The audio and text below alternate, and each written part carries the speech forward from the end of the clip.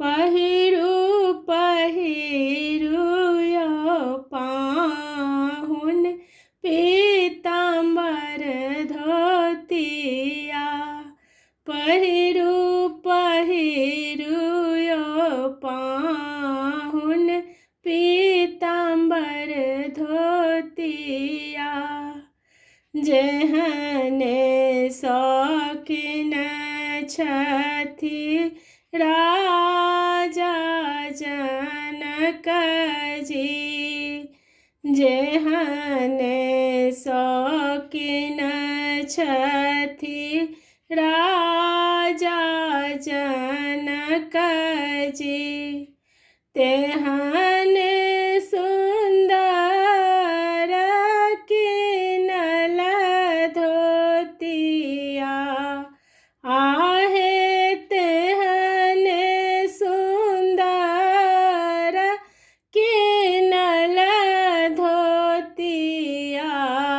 पहिरू पहिरू यो पाहुन पीताम्बर धोतिया।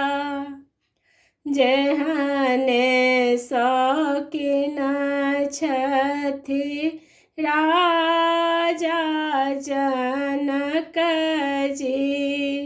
जेहने शौकीन छथि राजा जनक जी।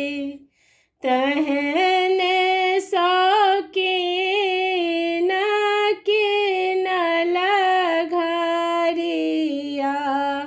आहे तेहने शौकीन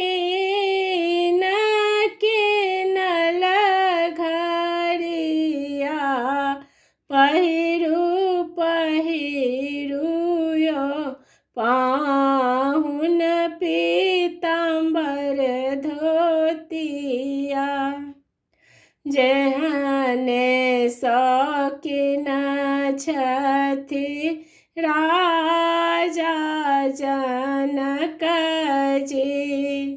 जेहने शौकीन छथि राजा जनक जी।